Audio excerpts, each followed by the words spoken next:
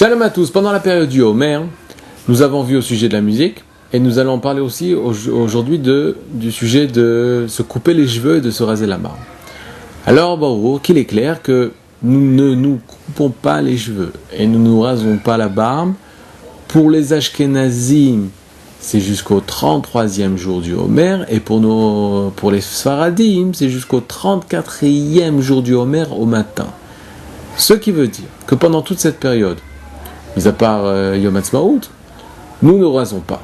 Le Shulchan Aruch ramène un cas où oui, nous rasons. Le Shulchan Aruch a été écrit il y a 500 ans, donc le cas de Yom Ha'atzmaut, il ne le rapporte pas. Par contre, il rapporte que une personne qui a eu un fils, donc il va le faire entrer dans la Brit Mila, comme c'est un jour de Simra pour lui, a le droit de se couper les cheveux, de se raser, de même que le Mohel, et de même que le Sandak, celui qui va tenir l'enfant lors de la Brit Mila. Ces trois personnes, c'était des jours de joie pour eux, par conséquent, ils ont totalement le droit de se couper les cheveux, de se raser pendant la période du Homer, c'est-à-dire avant l'Ag BaOmer.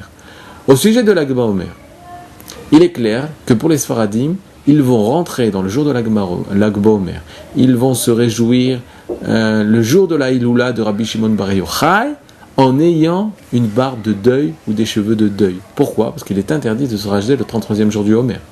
Ils auront le droit d'écouter la musique, parce que c'est un jour de Simcha, de mitzvah, la mitzvah de se réjouir lors de la Iloula d'un grand tzaddik, mais il devra attendre le lendemain de l'Ag BaOmer, c'est-à-dire au 34e jour au matin, pour pouvoir se permettre, après la tfila de Shacharit, pour pouvoir permettre nos frères Sfaradim de se couper les cheveux et de se raser la barbe.